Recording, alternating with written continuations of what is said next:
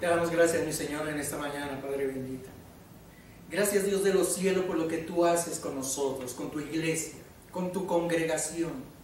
Gracias, mi Señor, por cada uno de los hermanos que a esta hora se levanta a adorar tu santo nombre, mi Señor. Gracias por cada corazón, por cada persona que llega hasta tus altares, mi Señor, para entregarte lo mejor, entregarte la adoración que tú mereces, la alabanza que tú mereces, mi Señor Jesús. Así como los ángeles en los cielos entonan cánticos a tu santidad, así tu iglesia en esta mañana quiere hacerlo, Padre. Unirnos con ellos y entonarte a ti y decirte: santo, santo eres, Dios del universo. A ti, mi Señor Jesús, a ti venimos hoy, al único que ha dado, al único nombre dado bajo los cielos en que podemos ser salvos, al Rey de reyes y Señor de señores. A ti, mi bendito Dios, venimos a adorarte, a postrarnos. No nos postramos ante imágenes ni ante ídolos hechos por manos de hombre, o ídolos que tienen ojos y no ven, ídolos que tienen boca y no hablan, ídolos que tienen oídos y no escuchan. Nosotros venimos ante un Dios que nos oye, que nos ve, que nos escucha y que obra a favor de nosotros. A ese ser que nosotros adoramos. Adoramos al Rey, adoramos a ese Salvador eterno, aquel que murió en la cruz, que dio su vida por nosotros, aquel que no escatimó ir al Calvario para entregarnos salvación. A ti venimos, Padre, a coronarte como glorioso, majestuoso y santo que eres, mi Señor. Bendito sea tu santo nombre, mi Rey. Padre bendito, en esta mañana, mi Señor, venimos con un corazón contrito, con un corazón humillado ante ti, mi Señor Jesús, porque sabemos que hemos pecado contra ti. Así como lo dijo el rey David: mi pecado está delante de mí.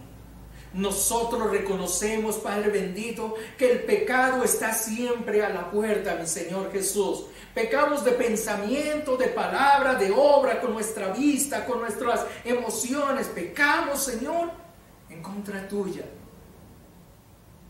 Hoy, mi Señor, nos duele el corazón habernos apartado de ti. Hoy nos duele, mi Señor, haberte ofendido, habernos apartado de tu palabra. Hoy nos duele, mi Jesús, saber que hemos puesto pared entre ti y nosotros, mi Señor. Por eso, acudiendo, Señor, a tu misericordia y amor, nos rendimos ante ti y venimos a suplicar perdón, mi Señor. Limpia, Padre bendito, nuestra alma, limpia nuestro corazón, limpia nuestro pensamiento, mi Jesús. Libéranos del pecado, mi Señor.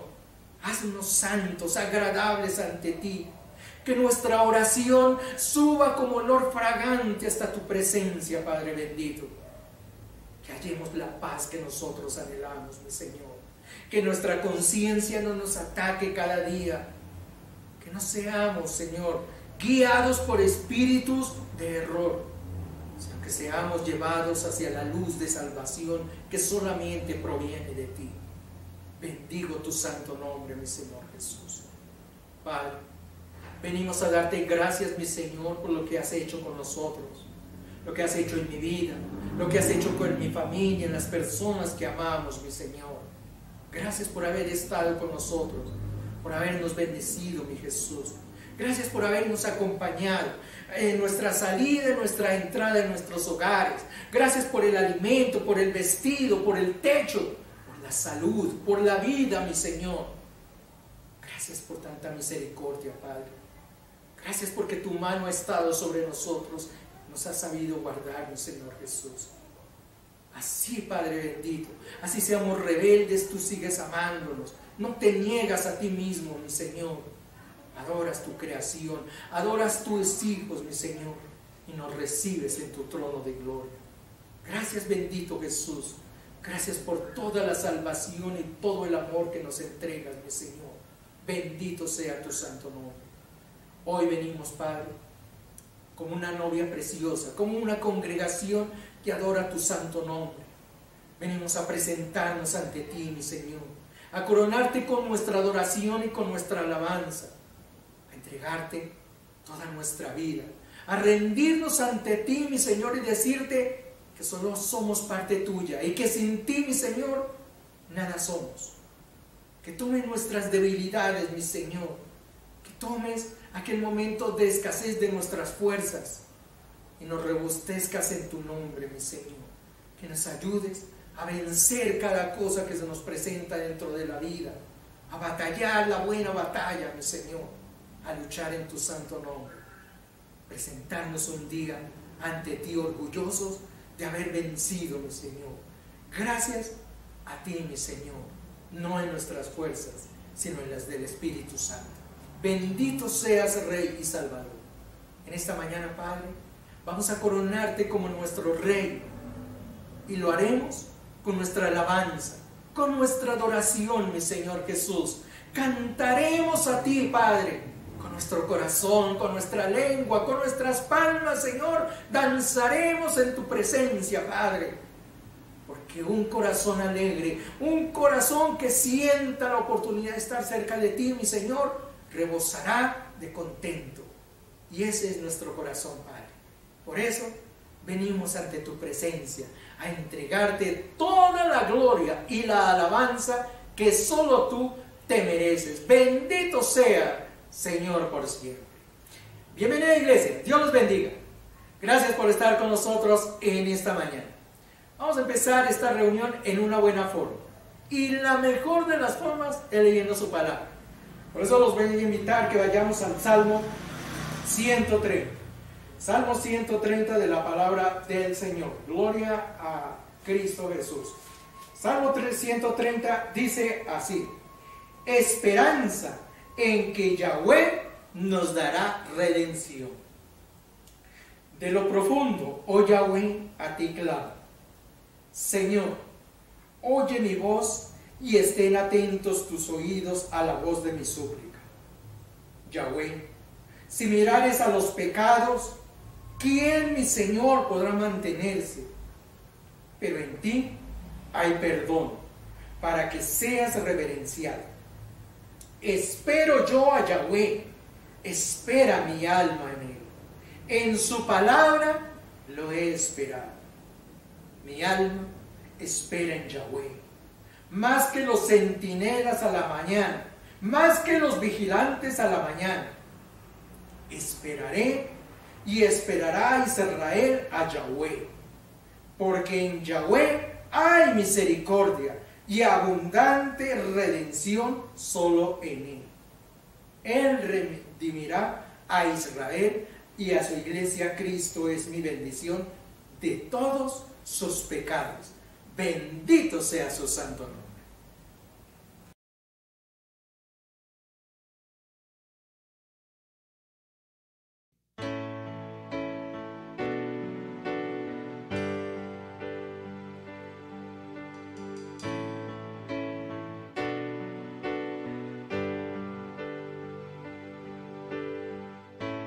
Puedo volver al pasado y controlar lo que pueda venir, pero aquí en el presente es donde tú me prometes estar.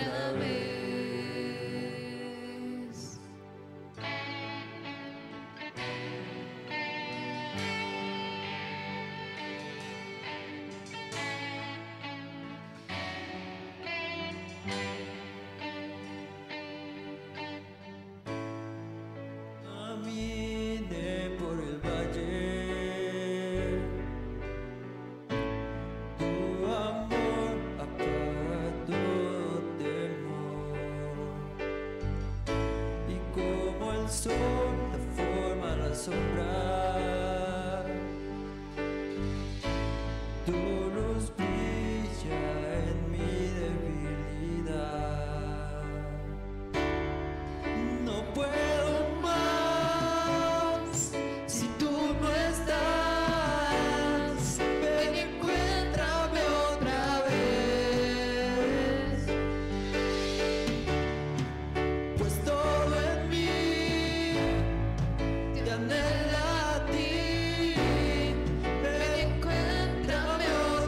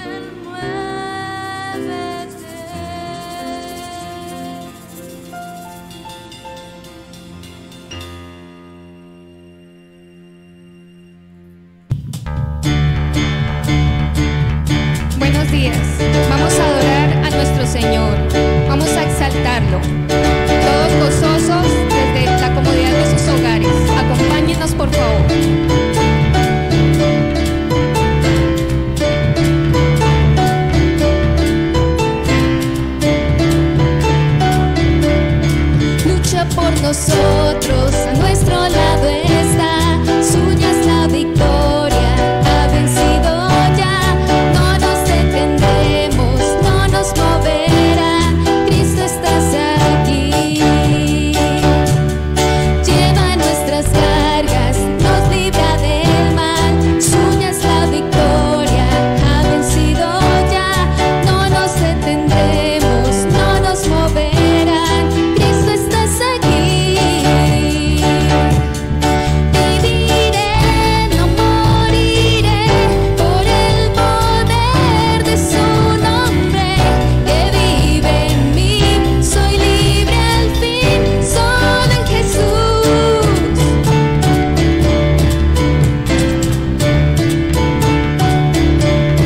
Lleva nuestras cargas, nos libra del mal, suya es la victoria, ha vencido ya, no nos detendremos, no nos moverán, Cristo estás aquí.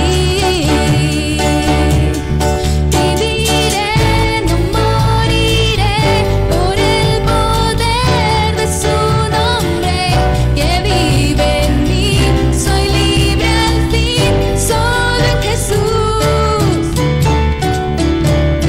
Viviré, no moriré, su nombre hoy levantaré, declaro hoy que sano soy, solo en Jesús.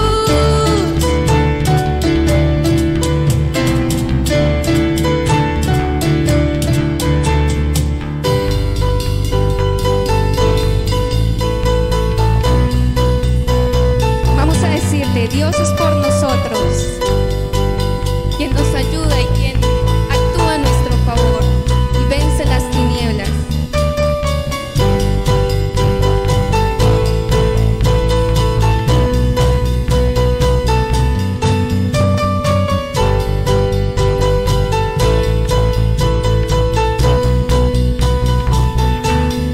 Dios es por nosotros, vence las tinieblas, su reino establece, no será movido. En tu nombre, Cristo, cae el enemigo, y yo lo gritaré, gritaré. Dios es por nosotros, vence las tinieblas, su reino establece, no será movido. En tu nombre, Cristo, cae el enemigo, y yo lo gritaré, gritaré. Viviré, no moriré, por el poder de su nombre que vive en mí, soy libre al fin, solo en Jesús. Viviré, no moriré, su nombre hoy levantaré, declaro hoy que sano soy. Dios es por nosotros, vence las tinieblas, su reino establece, no será movido. En tu nombre, Cristo, cae el enemigo, y yo lo gritaré, gritaré. Dios es por nosotros, vence las tinieblas, su reino establece, no será movido. En tu nombre, Cristo, cae el enemigo, y yo lo gritaré, gritaré. Dios es por nosotros, vence las tinieblas, su reino establece, no será movido. En tu nombre, Cristo, cae el enemigo, y yo lo gritaré, gritaré.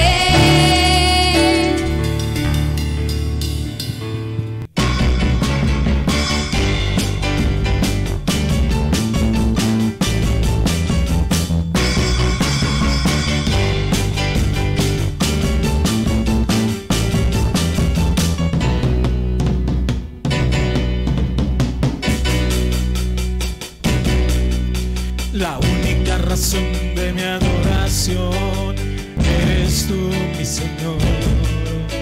El único motivo para vivir eres tú, mi Señor.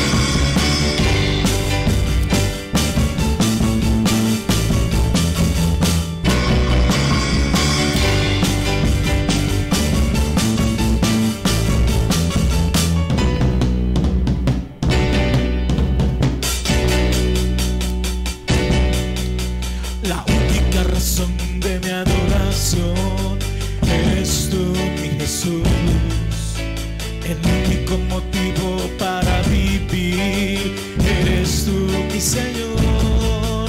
Mi única verdad está en ti, eres mi luz y mi salvación.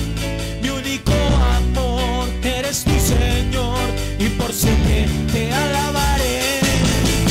Eres todopoderoso, eres grande y majestuoso, Eres fuerte, invencible, y no hay nadie como tú. eres Todopoderoso, eres grande y majestuoso, eres fuerte, invencible, y no hay nadie como tú.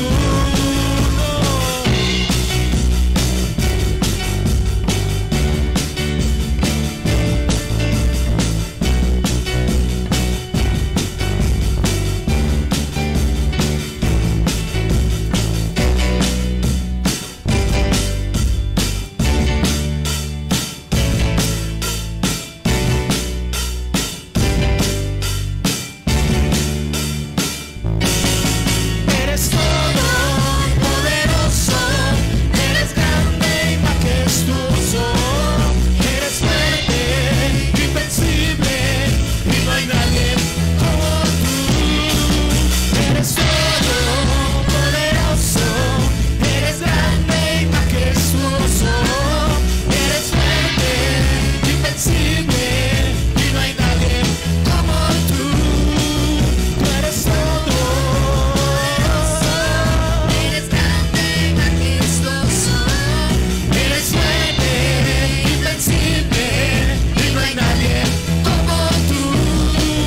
Tú eres todo, poderoso, eres grande y majestuoso, eres fuerte, invencible, y no hay nadie como tú.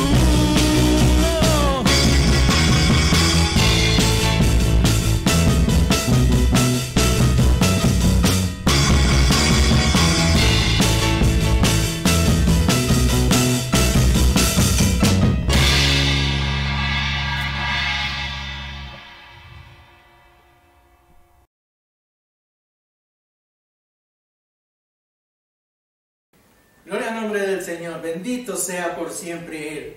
Hemos alabado, hemos glorificado el nombre de Jesús y vamos a seguir alabando su santo nombre, pero lo vamos a hacer en una forma distinta, y es con nuestra ofrenda, lo que hemos apartado para el Señor.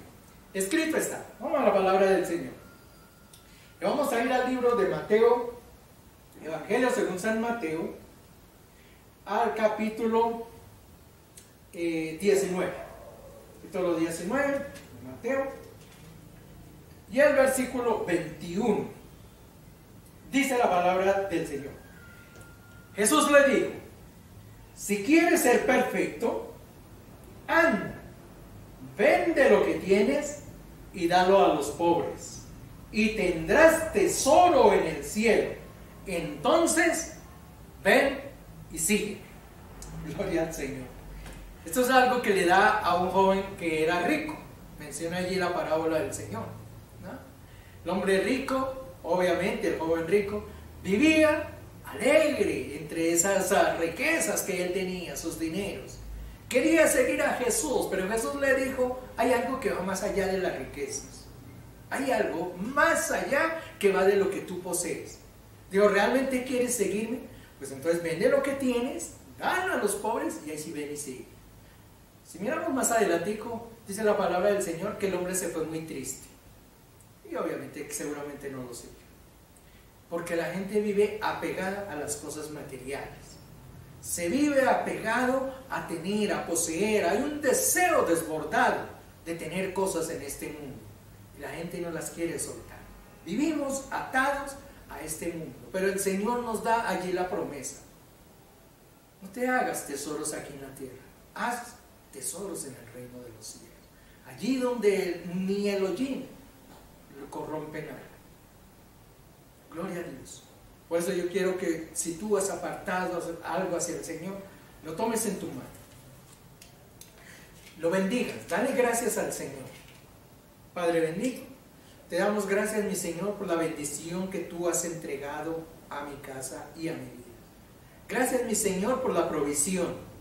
Gracias, Dios, porque no ha faltado el pan a la mesa. Tenemos nuestro techo donde descansamos. Tenemos nuestro trabajo, mi Señor Jesús. La provisión ha estado con nosotros, mi Señor. Gracias, Padre, por cada bendición que tú nos entregas. Porque tu mano está extendida sobre tu obra, sobre tu iglesia, sobre tus hijos, mi Señor. Tú prometiste, Padre, que nosotros no seremos cola, no andaremos mendigando ni pidiendo. Tú eres dueño del oro y de la plata. Y a su momento, conforme a tu justicia, darás a tus amados hijos. Mi Señor, he apartado algo para ti y con esto solamente estoy diciéndote gracias, Padre. Gracias por haberme bendecido. Hasta aquí, mi Señor, nos has traído. Hasta aquí tu santa mano ha estado abierta con nosotros para bendecirnos. Gloria sea a tu santo nombre, mi Señor Jesús. Yo lo voy a depositar en nombre de ustedes aquí en el altar. Gloria a Dios. Pero si ustedes sienten en su corazón, les nace en su corazón colaborar con la obra del Señor, existe una forma. Hay una app la cual pueden instalar ustedes allí en su celular, o pueden ir a un lugar donde existan estas redes comerciales. Son Nequi o DaviPlata. Y el número es 317-681-7748. Vuelvo y te repito ese número. 317-681-7748 de Nequi o DaviPlata. Descargan esa app o van a un lugar donde existan, ya le digo, estas redes comerciales. Bendicen lo que ustedes van a entregar. Den gracias al Señor por lo que Él ha puesto en su vida. Que la protección del Rey está sobre nosotros. Su mano es la que nos guarda. Entonces démosle gracias al Señor. Bendigan lo que ustedes van a entregar como ofrenda a la iglesia. Y el Señor seguramente se alegrará de ver su corazón, la generosidad de su corazón. Gloria al nombre de Jesús. Gracias a todas las personas que nos colaboran, las personas que están ofrendando semana a semana o mes a mes. Como les he dicho anteriormente, no tengan en cuenta cuánto ofrendan, porque el Señor no mira de qué denominación es tu billete. Él no mira eso. Él mira es la disposición de tu corazón. Si tú lo haces con alegría o con sufrimiento. Por eso, cuando lo des, sonríe. Dale gracias al Señor y di, gracias, Padre, porque esto proviene de tu santa mano. Gloria al nombre de Jesús. Bien, llegamos al momento sublime, que es escuchar la palabra del Señor. Bienvenida, iglesia. Bienvenidos a la palabra del Señor.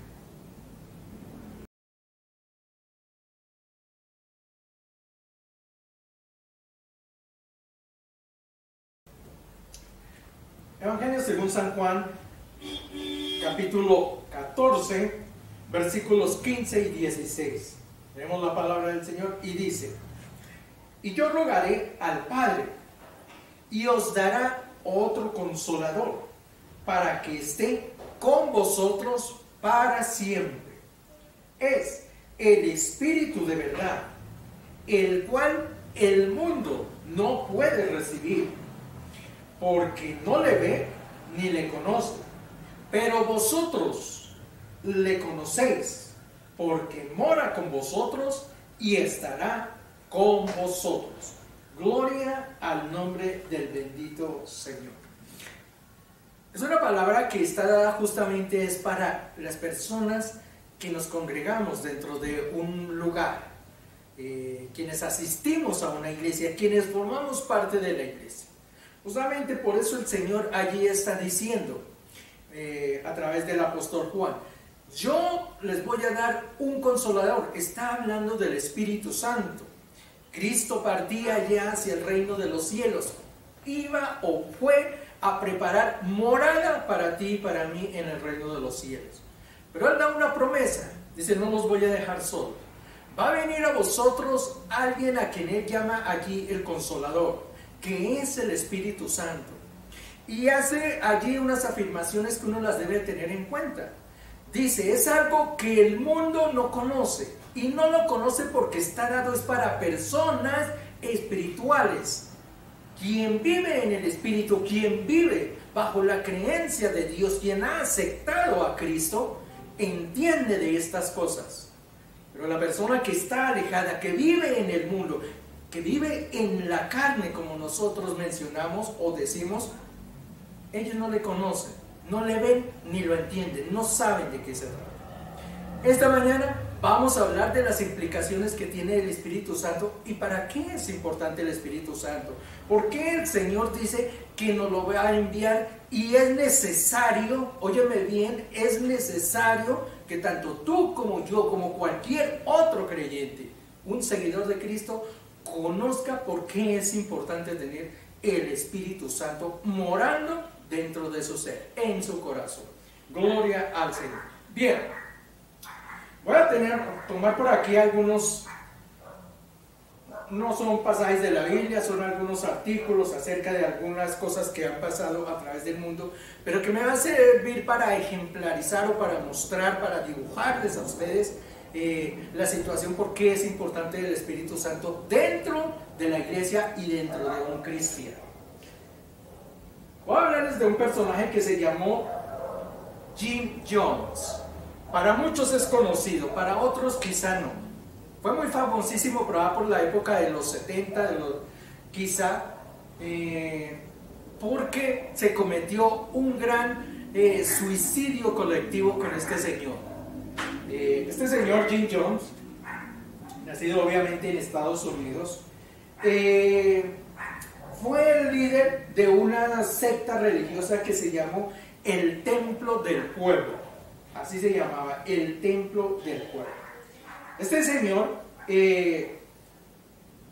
cuando funda su iglesia, él que crece dentro de una familia cristiano-evangélica, funda su iglesia bajo esos fundamentos cristianos. Y digamos que es importante tener en cuenta qué fundamentos tenía él, porque quizá nosotros hemos conocido la parte final, cuando hubo aquel autosuicidio de mucha gente. Fueron cerca de casi 1000 personas las que se suicidaron en aquel momento, de entre los cuales habían 200 niños, se suicidan tomando cianuro.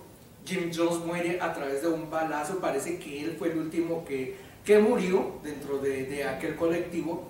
Pero es importante conocer un poquito el background, cómo es que nace aquello, porque como le digo, nosotros conocemos quizá el final de la historia, cuando él termina, cuando él muere, cuando hay aquel autosuicidio, ¿no? Pero no conocemos un poquito la historia, qué fue lo que hubo antes, ¿no? ¿Qué pasó con él? ¿Cómo es que aquellas personas llegan a seguir a una persona como estas? Pues bien, este señor, Jim Jones, como les digo, crea su grupo religioso, ya les digo, se llama el Templo, o se llamó el Templo del Pueblo.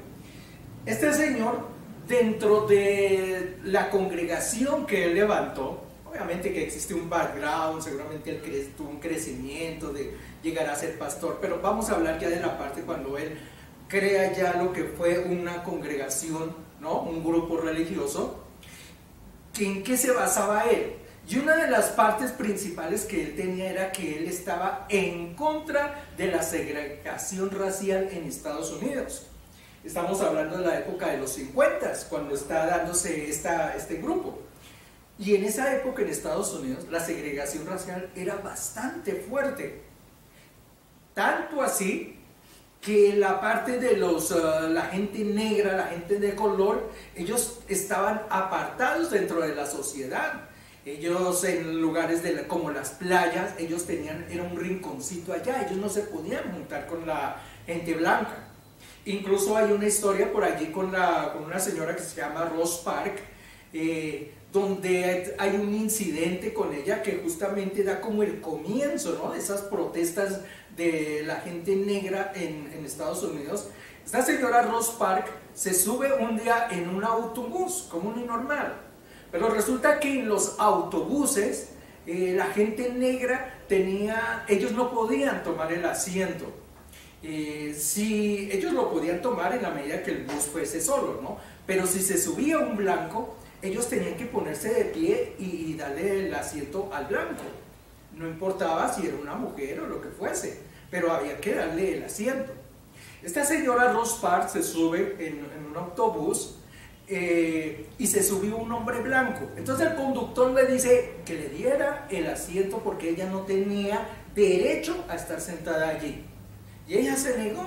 No es posible, ¿por qué tengo que dar yo mi silla? Y eso se formó un problema de tal magnitud. La señora fue detenida porque era un delito. Ellos tenían que estar sobre las leyes y las leyes dictaban que la gente negra no tenía derechos en esas cosas. Ellos no poseían gran cantidad de derechos. Ella fue detenida, llevaba un calabozo, finalmente salió, pero le impusieron una multa de $14. Pero eso suscitó un gran movimiento de la gente negra en Estados Unidos. Después vino lo que fue Martin Luther King, que pelea también por los derechos de los negros, de la gente negra. Y hasta hoy en día se sigue peleando por aquella situación. Si bien existen ya derechos para a la gente negra en América, obviamente todavía existen ciertas restricciones.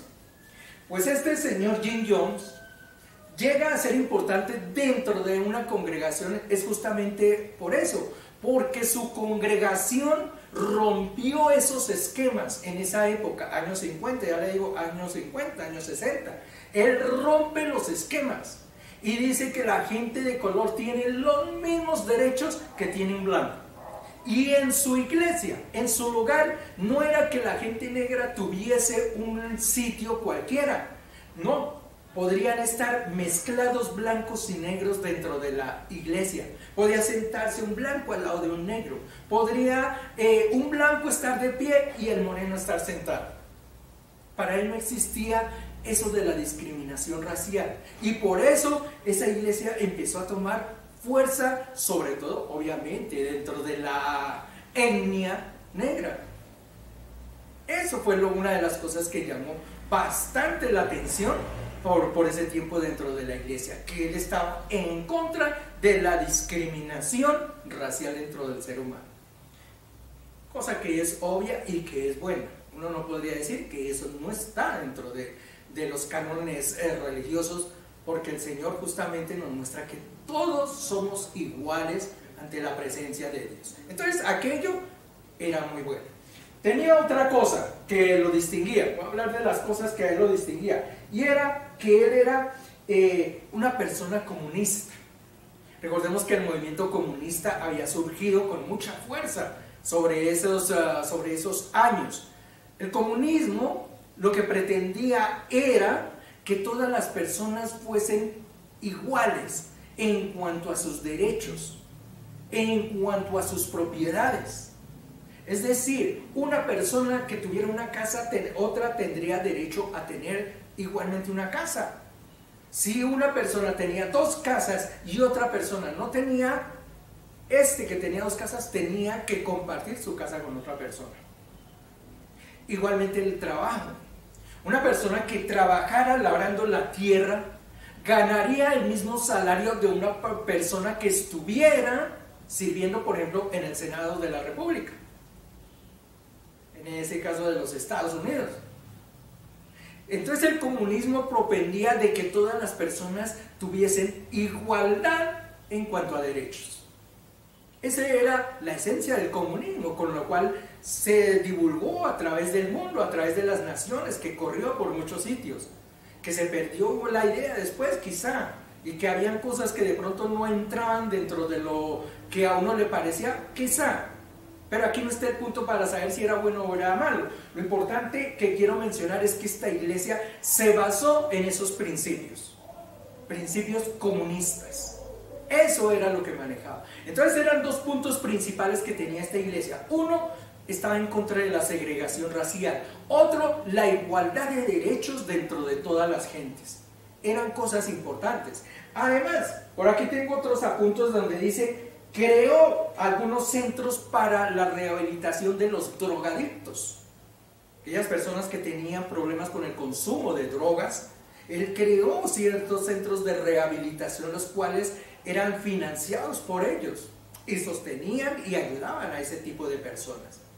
Otro grupo de personas es lo que en Estados Unidos se llaman los homeless, las personas que no tienen casa, esas personas que de pronto viven, toman el alimento de pronto de limosna de alguien que les quiere dar comida, ¿no? Toman su desayuno, su comida, lo que sea, pero en las noches tienen que dormir en una calle, en un parque, en un andén de una casa, de una ciudad.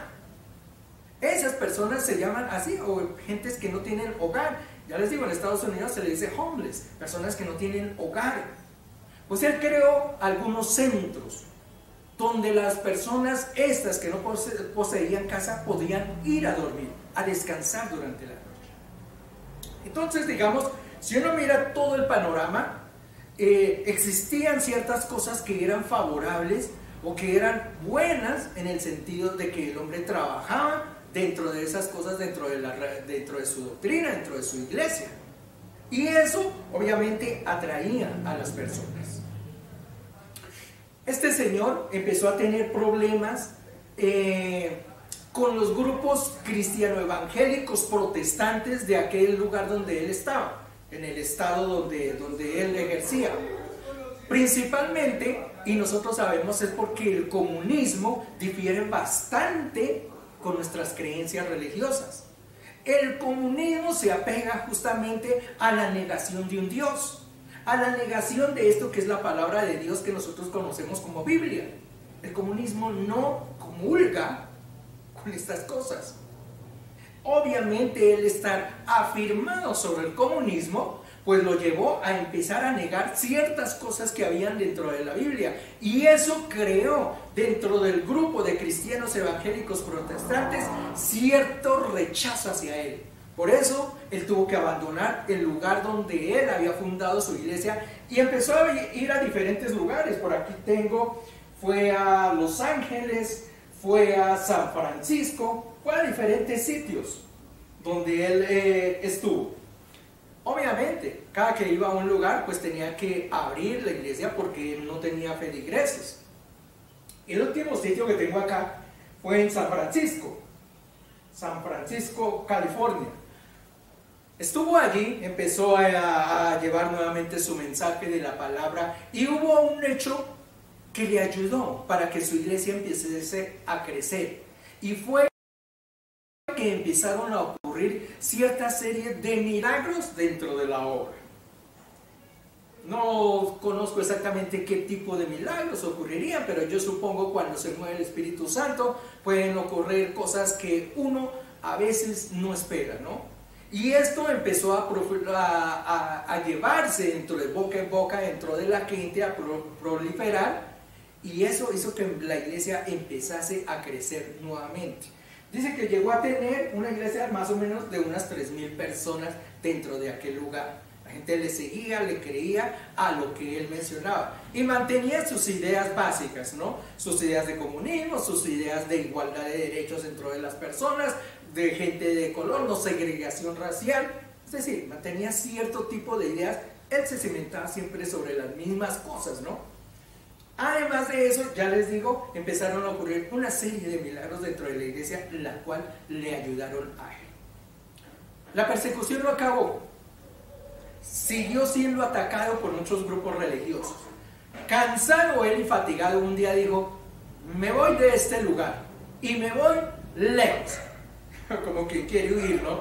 No quiero presentar la cara, no quiero dar esta situación acá, quiero partir. Y es cuando decide salir hacia las Guyanas. Las Guyanas son una región que está aquí al lado entre Venezuela y Brasil. Para los que conocen allí Sudamérica o que han visto un mapa de Sudamérica, al lado de Venezuela, entre Venezuela y Brasil, ahí hay una región pequeñita que está denominada como las Guyanas. Hay 3 Guyanas, hay una holandesa, una francesa, creo que la otra es inglesa. Son 3 Guyanas que hay ahí. Él elige viajar a una de esas Guyanas, creo que fue la inglesa, allí a mantener su grupo religioso. Se apartó totalmente de la sociedad, es decir, él dijo: la sociedad no me acepta con mis cosas, con lo que yo enseño, no acepta como nosotros queremos vivir nuestros principios, la nueva religión que él había creado, ¿no? Entonces dice: nos vamos a apartar, las Guyanas son una región más que todo selvática. Entonces digo, nos apartamos a ese lugar, formamos nuestro propio clan y punto. Pidió quienes lo querían seguir. Más o menos fueron 1,000 personas las que lo siguieron al tipo. Ese grupo de personas es las que llega allí a Guyana. Y se encierran, no en una ciudad, no en un pueblo, no. Se fueron a un pedazo de selva y hicieron allí su lugarcito donde ellos lo colonizaron y ahí empezaron a vivir independientemente del mundo entero. Sin embargo, empezaron a surgir ciertas reacciones, ¿no? Y sobre todo creo que fue un periodista el que empezó a ver que habían cosas que no estaban correctas dentro de lo que el hombre hacía dentro de ese grupo religioso, que lo instó a que fuera a Guyana a investigar. Investigando allí fue que se dio cuenta de que habían cosas que no estaban correctas y que el señor Jim Jones estaba tomándose atribuciones que no eran, manejando el grupo religioso o esas personas en la forma en que él quería. Para no hacer muy largo el cuento, a él lo intentaron matar. Cuando a él lo intentan matar, supo que algo no estaba bien porque ¿por qué lo querían matar? Era obvio, ¿no? Algo no estaba bien. Decide regresar con la policía y cuando regresa con la policía encontraron que este grupo religioso se había suicidado todo. 970 personas murieron. 970 personas, de las cuales 200 eran niños. Se envenenaron con cianuro. Ellos cuando llegan, y ustedes pueden mirar allá a través de Wikipedia las fotografías acerca del lugar, cuando llegan y toman esa vista aérea, ¿no?, del lugar, lo único que hay es cadáveres por todo lado. Casi 1000 cadáveres de personas que se habían suicidado con este hombre. Este hombre lo encontraron con un balazo en la cabeza, seguramente fue el último en morir, porque si los otros murieron con cianuro, seguramente les hizo tomar aquello y él fue el último que se pega un tiro y muere. Ese es el grupo de una secta que se formó y que es famosa, que es la de Jim Jones. Voy a hablar de otra secta para entrar ya en el punto a lo que yo quiero llegar. Solamente quiero que tengan en cuenta los hechos, ¿no?, lo que se muestra. Voy a hablarles de una secta que se llamó la secta de los Davidianos, que fue bastante mencionada en Estados Unidos. No sé a nivel de Sudamérica, no sé a nivel de países como Centroamérica, que son personas que nos están viendo. Gracias por la deferencia de poder permitirnos entrar a sus hogares. No sé qué tan famoso haya sido o conocido este grupo de los Davidianos. Era dirigido por un señor que se llamaba David Koresh. Esto ocurrió en una región que se llama Waco, en Texas, California. No, en Texas. Distinto de California, Texas. Waco, Texas. Un estado que hay allí muy cerquita de la frontera mexicana. Este señor, David Koresh, según leí la historia, o para quienes conocemos la historia, es un poco, digamos, fuerte, ¿no?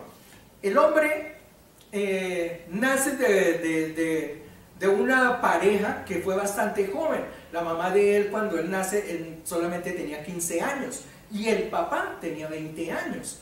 O sea, fue una relación muy casual, muy del momento. Tan del momento fue que el papá, inmediatamente la pelada queda embarazada, la abandonó y él se fue tranquilamente. Dice que David Koresh posiblemente nunca conoció siquiera al papá, no supo ni siquiera quién era, porque el hombre se fue y dejó embarazada a la pelada que tenía 15 años en aquel momento. Nace David Koresh, obviamente pues la mamá era una niña prácticamente, sin muchas cosas dentro de la vida. Pues siguió ahí cohabitando dentro de ese hogar, pero tan pronto le llegó otra pareja, dice que un alcohólico, una persona que vivía alcohólica, se la llevó de la casa y ella abandonó a David Koresh. Entonces David Koresh dice que su niñez prácticamente la pasó abandonado, solitario, no conoció lo que fue padre, no conoció lo que fue madre, no conoció lo que era una familia, era un personaje que vivía de un lugar a otro. Parece que la abuela era la que más lo sostenía, ¿no? Pero fue una persona que entonces no tuvo ese cobijo de hogar. Aparte de eso, fue una persona que, según dice, era como enferma, ¿no? No tenía una capacidad física bastante fuerte. Todos esos problemas o esas situaciones que se generan, el hecho de no tener un hogar ya es un problema, ¿no? El hecho de no tener un lugar donde vivir fijo, pues crea una cosa dentro del ser humano que no es perfecta. Entonces eso hizo que él creciera con ciertas debilidades en ciertas cosas. Incluso se dice que él no terminó ni siquiera la escuela básica. Él abandonó por esas cosas porque pues no tenía el sentido de responsabilidad ni nada, ¿no? Abandona entonces la escuela. Dice que a los 19 años embaraza también una muchacha, de la cual nace un hijo que seguramente después se perdió porque no se menciona, no conozco yo la historia que pasaría con ese hijo. Seguramente murió. Cuando él murió, si fue que lo acompañó o si fue que lo conoció, lo cierto del caso es que dejó a esa muchacha embarazada. Él fue una persona que de todos modos conoció de la palabra de Dios en una iglesia adventista, conoció de la palabra de Dios y se acercó hacia ello, y le gustó tanto que empezó a estudiar, y de hecho llegó hasta el grado de pastor. Es decir, él fue licenciado en esto, tenía un conocimiento bastante de la palabra, era algo que le gustaba, el señor David Koresh. A ver, miramos aquí, dije mal, él empezó a actuar, o cuando empezó a ser pastor fue en una iglesia bautista, una iglesia bautista en los Estados Unidos. Cierto día, él llegó, dice aquí que tenía como unos 19, 20 años, bastante joven, llega a una iglesia bautista en determinada región, y tenían un apartado como un día de ayuno, un día de oración o lo que fuese, y él estaba allí orando, seguramente arrodillado, cuando dice que de repente recibió una revelación de Dios. Por allí en un pasaje de Isaías, no lo tengo por acá, pero recuerdo que era en Isaías. Dice que recibe una revelación de parte del Señor, donde le mostraba que él tenía que continuar el legado dentro de la iglesia, y que para hacerlo él se tenía que casar con la hija del pastor. Quién sabe, seguro la hija del pastor estaba muy bonita, o quién sabe qué, pero él sintió esa revelación. Y no se aguantó, sino se paró de una vez y fue y le dijo al pastor: pastor, acabo de recibir una revelación. ¿Y qué cree? La revelación dice que yo debo continuar su obra, pero para continuar su obra me tengo que casar con su hija. Y seguramente el pastor lo aconsejó muy amablemente en un principio, bueno, y lo dejó así. Pero resulta que el hombre no se quedó con esa situación, sino que cada que llegaba a una reunión, o cada que asistía a la iglesia, de una vez buscaba al pastor y le decía: tengo una revelación, el Señor me ha dicho que me case con su hija. Pues el pastor un día ya no se aguantó más y le dijo: hágame un favor, aquí no me venga aquí con esas revelaciones. Lo expulsó de la iglesia y le dijo: vaya a buscar mujer en otro lado, estas revelaciones para mí no valen. Y lo sacó de la iglesia, el hombre fue echado de la iglesia. Es cuando va a parar a Waco, Texas. Allí se junta con una iglesia que estaba formada por otro grupo de personas que también habían sido sacadas de una congregación, y habían formado allí un grupo religioso. Allí dentro de ese grupo había una mujer que se llamaba, por aquí la anoté, se llamaba Lois Roden. Una mujer, póngale cuidado, de 76 años. Y supuestamente ella era la profetisa dentro de la iglesia.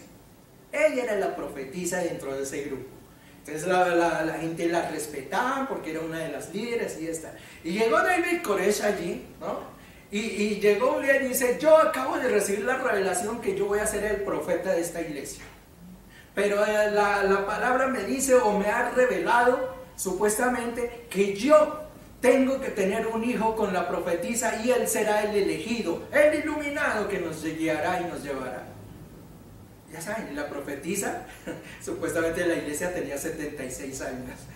Y el hombre empezó, se juntó con la señora, seguro la conquistó, qué sé yo, le hizo creer la tal revelación esa de que tenía que tener un hijo, que porque era el elegido. Y el hijo natural de la señora, el que era verdaderamente hijo, imagínense, pues no le gustó eso de que llegara a juntarse con ella y a tratar de tener un hijo. Pues lo demandó ante la justicia, y le dijo, lo demandó por violación, que cómo se iba a aprovechar de una viejita de esas, bajo esas circunstancias. Pues David Koresh, para poderse librar de esa situación, se casó inmediatamente con otra muchacha. No sé si anoté el nombre. Por aquí. Ah, sí, Raquel James. Con ella se casa. Raquel, bueno, se casa con ella y entonces la justicia dice, no, pero él está casado con otra mujer, no creemos que haya pasado tal situación. Y no le creyeron al verdadero hijo de la señora, que el tipo se le estaba llegando a la tal profetisa, a la ancianita, que para tener el elegido. El hijo no se aguantó nada de esto, sino que dijo, no, yo me voy, yo no aguanto esta situación acá. Cogió maleticas y se fue a otro estado, a Alabama, a formar su propia iglesia. La mamá, que era la profetisa, no lo siguió. Ella se quedó ahí con David Koresh. Esa fue la situación. La señora muere, obviamente después de algunos años, ella muere. Y el hombre, David Koresh, viaja a Israel, donde supuestamente recibe otras visiones. Una de ellas era que se le mostraba que él era Ciro el Grande, el nuevo, el rey. Para quienes conocen la historia, Ciro fue un gran emperador en el tiempo antiguo que dominó gran parte de lo que fue todo el imperio persa, medio persa, por allá en esas regiones.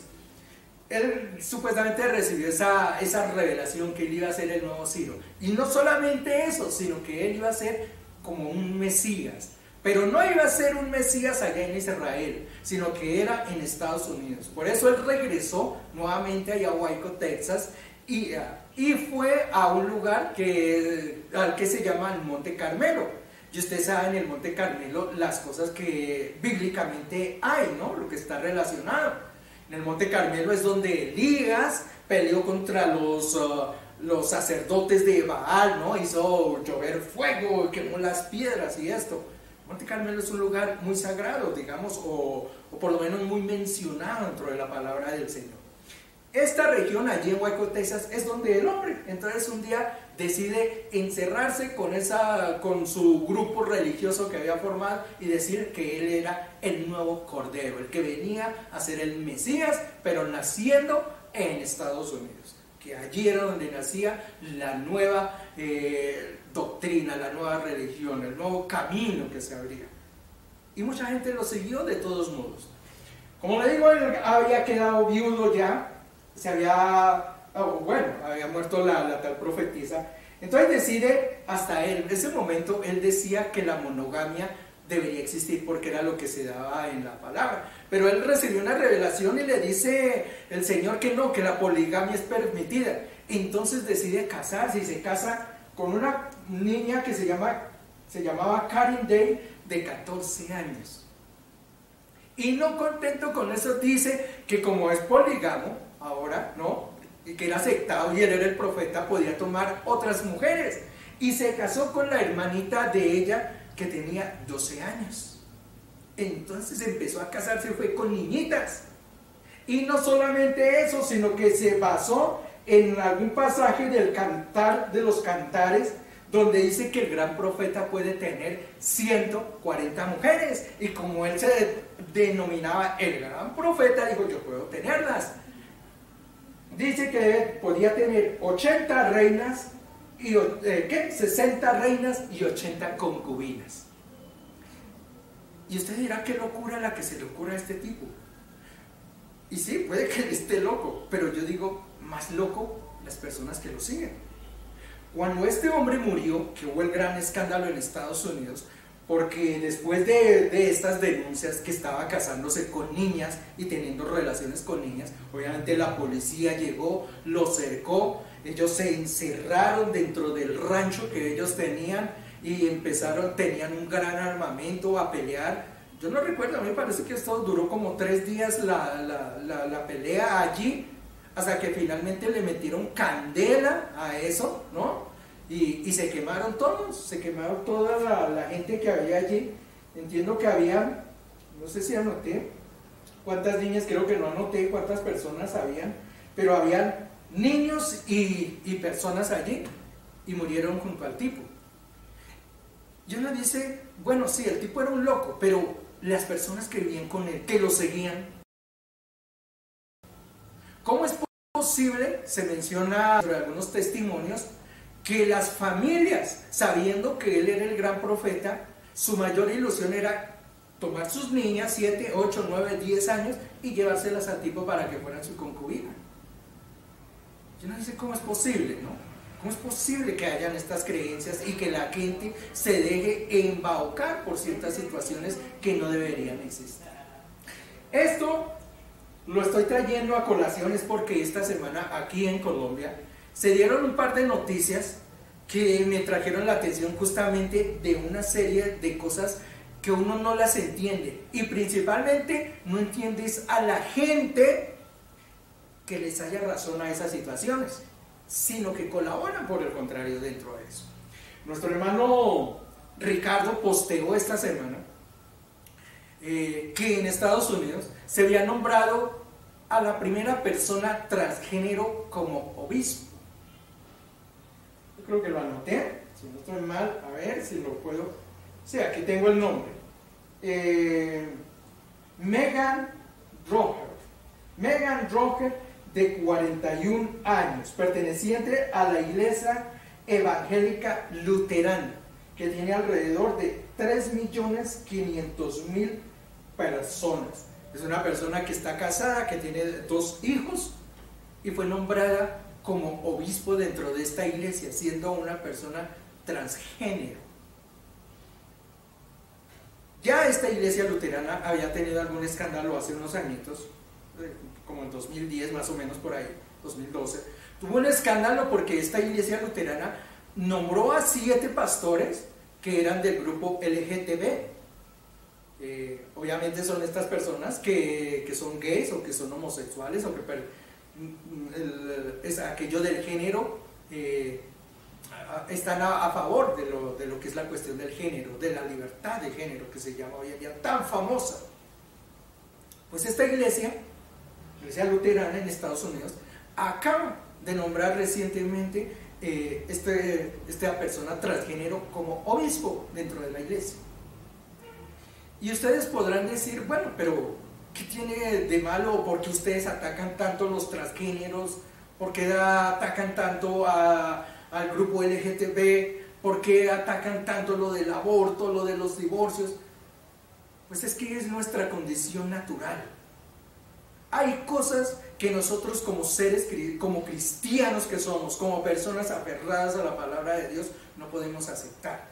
No es que nosotros odiemos, como algunos tratan de poner, odiemos a ese grupo de personas, porque eso no es así. Nosotros no odiamos eso, pero nosotros no estamos de acuerdo con cosas que van en contra de la palabra de Dios. Pero el punto es justamente a que hay cierta libertad, como ocurrió en Estados Unidos, ya les digo, en esta semana, donde se nombra un transgénero como obispo dentro de una congregación.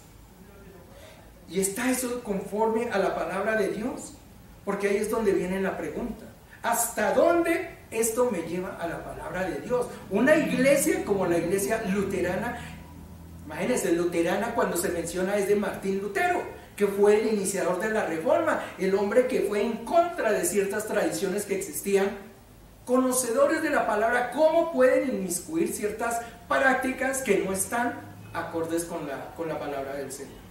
¿Cómo lo aceptan? Esa es una situación. Otra que se presentó esta semana: un grupo político. Aquí estamos ya en campañas para presidencia, vamos a tener presidente próximamente, ya estamos nombrando los que se van a hacer candidatos a la presidencia. Nos resultó que un candidato de la izquierda, ¿no? Nos resultó ahora que es más cristiano que cualquiera, de la noche a la mañana. Y un grupo cristiano lo pongo entre comillas hoy en día, según menciona allí, que con el que aspiran a recoger 1.300.000 personas que lo siguen, tienen, según dice allí, 450 pastores nombrados, no sé cuánto, es una religión supuestamente levantada por allí. Ellos resultaron hoy en día que no, que empiezan a aceptar una serie de cosas por las cuales antes estaban en contra. Cosas como esta, las anoté. Por ejemplo, matrimonio igualitario, es decir, personas de un mismo género. ¿Qué hay libertad? ¿Qué se puede hacer? Otra cosa, legalización a las drogas. Otra, legalización del aborto. Otra, declaración y pago de impuestos por parte de las iglesias al Estado. Y quizá este último punto puede ser discutible. Al fin y al cabo, si lo miramos como una corporación, es posible que sí. Si todo el mundo paga impuestos, ¿por qué la iglesia no debería hacerlo? Digamos que allí podremos de pronto firmar, como dicen por allí, un acuerdo. Pero los otros puntos, ¿cómo es que una iglesia cristiana de la noche a la mañana empieza a ir en contra de sus principios y empieza a aceptar cosas como el aborto, como el divorcio, como dice allí, matrimonios igualitarios? Es decir, no hay necesidad de nada de esas situaciones. Una congregación que hasta hace un año proclamaba estas cosas como bíblicas, y esta semana, de la noche a la mañana, resultaron que estaban ya en contra de eso, sino a favor de un grupo político. Dese cuenta cómo las doctrinas van saliendo. Les hablé de un tipo como Jim Jones, les hablé de un David Koresh, unos locos que empezaron a surgir con unas ideas extrañas de grupos religiosos y de crear cosas que estaban en contra de la palabra de Dios. Y es que esos grupos se forman como surge lo de esta semana. Grupos que empiezan a montarse con una serie de enseñanzas que son sacadas de los cabellos. Allí empiezan a formarse lo que son las sectas, lo que son las cosas que no están conforme a la palabra de Dios. Y yo sé que muchos podrán decir, pero bueno, de los que me están viendo ahorita, me podrán decir, pero es que ¿qué hay de malo en el aborto? Uno tiene, y es una cosa que ellos dicen, ¿usted qué quiere ver? ¿Los niños por allí pidiendo, comiendo, o pidiendo un alimento, caminando por las calles como gamines, como los llamamos, sin hogar ni nada, o que los aborten? El divorcio. ¿Usted qué quiere? ¿Que viva una pareja allí que no se aguante, que se agarren de los pelos, que se peguen todos los días, que se vituperen unas con otros, que vivan en un infierno dentro de un hogar y no se separen? O sea, que el divorcio no exista. ¿Usted qué quiere? ¿Que dos personas que se aman profundamente, con un amor puro, sentido, así pertenezcan a un mismo sexo, no se casen? Si ellos pueden tener esa clase de amor, ellos pueden incluso adoptar, tener una familia. ¿Qué hacen esos niños para allí en un orfanato donde no tienen nada y un par de padres o un par de madres quieren tenerlos? Eso es lo que se llena el ser humano en su boca para hablar. Pero hay una parte de la palabra de Dios que nos explica por qué algunos ven eso desde un punto de vista y por qué otros lo ven desde otro punto de vista. ¿Sabe cuál hace la diferencia? El Espíritu Santo.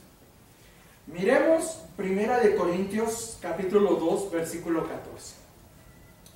1 Corintios capítulo 2 versículo 14. Miren lo que dice la palabra del Señor.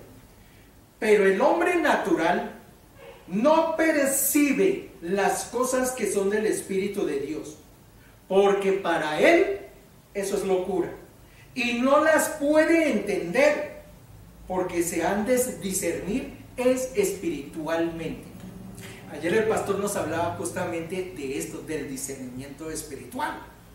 Y aquí la palabra del Señor, Él usó también este pasaje. Nos habla justamente por qué hay algunas personas entienden estas cosas desde un punto y por qué otras no lo entienden. La gente que vive en la carne, la gente que vive aquí atada al mundo, no puede entender las cosas espirituales. Porque las cosas espirituales solamente las discierne es el Espíritu.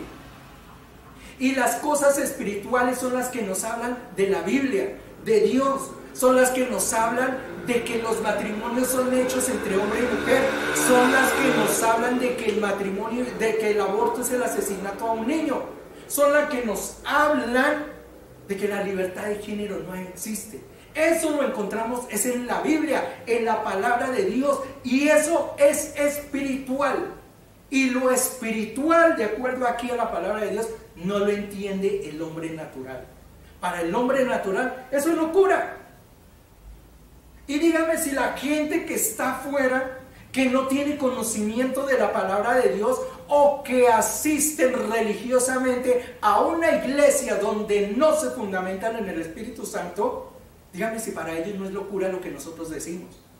Somos retrógrados, somos unos viejos que vivimos en las cavernícolas, vivimos en un mundo moderno. Sí, porque para el hombre carnal esto es locura, lo que nosotros decimos. Pero el hombre espiritual, el que vive bajo el Espíritu, sí conoce y sabe de dónde estamos atados. Él sí discierne estas cosas. Y claro lo dice aquí en la palabra del Señor. Es que el que vive en el Espíritu es el que las entiende. Por eso el que vive afuera, que no tiene el Espíritu, no entiende esto. Y usted se puede allí sentar, mire, se lo prometo. Usted se puede sentar un día, 2 días, a discutir con una persona que vive en la carne, que no asiste a una iglesia, o que si asiste, no conoce de la palabra de Dios porque nunca la lee. Usted se puede sentar con ella y discutir 2 días y nunca lo va a convencer que el aborto no es bueno, que los divorcios no son aceptados dentro de la palabra de Dios, que la libertad de género no existe dentro de la palabra de Dios. Y usted no va a convencer a esas personas. Y hoy le estoy revelando por qué. Porque ellos viven en la carne. Porque esas cosas son espirituales. Y solamente el Espíritu es el que tiene la capacidad para dejarnos entender qué es lo correcto y qué no es lo correcto de acuerdo a Dios. ¿Y cómo puedo ser yo un hombre espiritual? Muy sencillo. Leímos al comienzo de la palabra del Señor allí en Juan. El Señor nos prometía un consolador. Él prometía y promete hoy aquel que desea tener el Espíritu Santo. Cuando el Espíritu Santo viene y mora en una persona, empieza a ver las cosas no con sus ojos naturales, sino con sus ojos espirituales.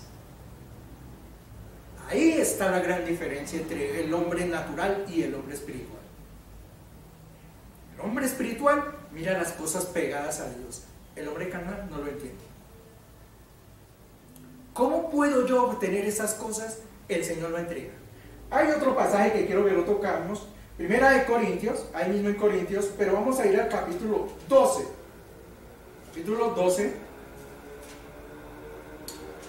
Y el versículo 10. No voy a...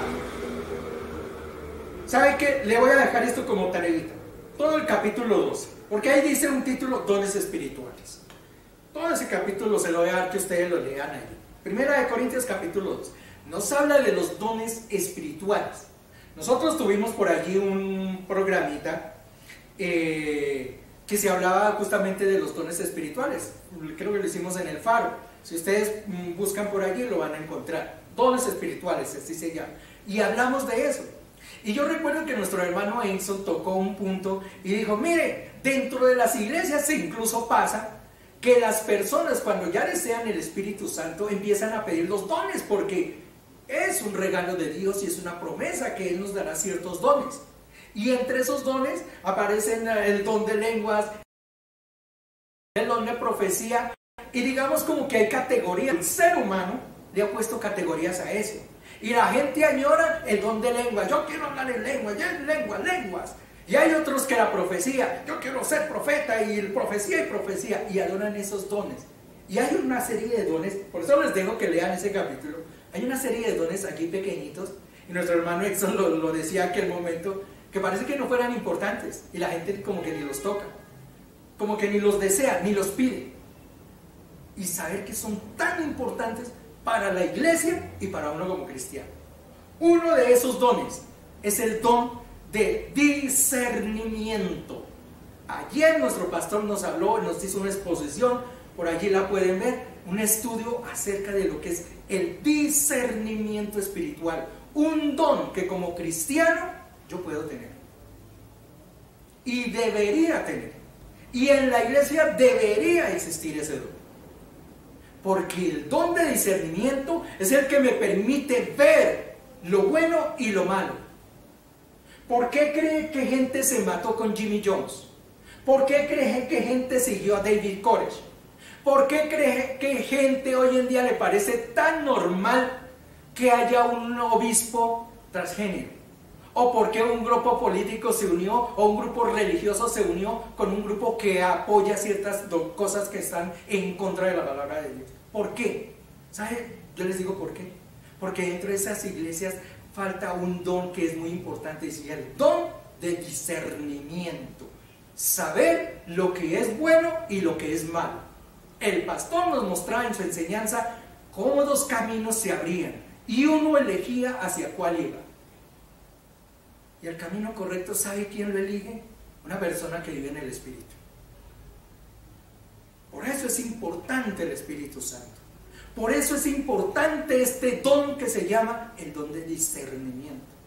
El conocer qué es lo que Dios quiere para nosotros. Una persona, un grupo religioso que vive así, en religión, pero que no vive bajo los dones del Espíritu Santo, no va a entender lo que estoy hablando hoy. Y mucha gente de la que de pronto vaya a ver esta charla no me va a entender. Y lo van a pagar y la van a quitar, no la van a mirar cuando yo les diga que estamos en contra de la cuestión de género, la cuestión de los obispos transgénero, de los grupos gays o lesbianismo, de los divorcios, de los abortos, de las drogas. Sí, muchos no van a mirar. ¿Sabe por qué? Porque no lo entienden. Y no lo entienden porque el Espíritu no mora en ellos. Y otros que tienen esto porque no tienen el don de discernimiento, de saber lo que es bueno y lo que es malo. Si tú quieres entender por qué nosotros vamos en contra de esas cosas, tienes que dar un paso, y es buscar la llenura del Espíritu Santo. Porque solamente el Espíritu Santo revela al ser humano lo que es locura para los demás. ¿Que somos locos? Sí. ¿Que estamos en contra de muchas cosas? Sí. Eso lo dice la persona que no vive espiritualmente. Pero el que vive espiritualmente entenderá lo que he dicho hoy. Los demás, seguramente. Gloria al Señor. Inclinen su rostro allí donde estén. Démosle gracias al Señor. Padre bendito, te damos gracias, mi Señor, en esta mañana. Pedimos, Padre, la dirección tuya. Pedimos, mi Señor Jesús, que nos muestres el camino perfecto a seguir. Nos reveles tu palabra, mi Señor. Nos entregues lo mejor cada día. Que nosotros no caminemos en penumbra, mi Señor.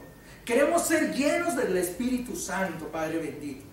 Lo prometiste, mi Señor Jesús, entregarlo a quien lo pidiera.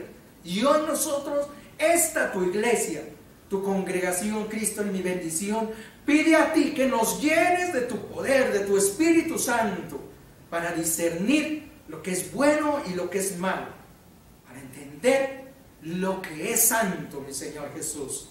Que entendamos, Padre bendito, cuál es el camino que nos lleva a ti, perfecto y seguro. Mi Señor Jesús, creemos, Padre, lo que vas a hacer en nuestro corazón y en nuestra vida, que no nos vas a desamparar, Padre bendito, sino que seguiremos día a día, atados y siendo llevados a través de tu palabra, recibiendo la revelación que viene de parte tuya. En el nombre de Cristo Jesús, amén y amén. Gracias, iglesia. Dios les bendiga.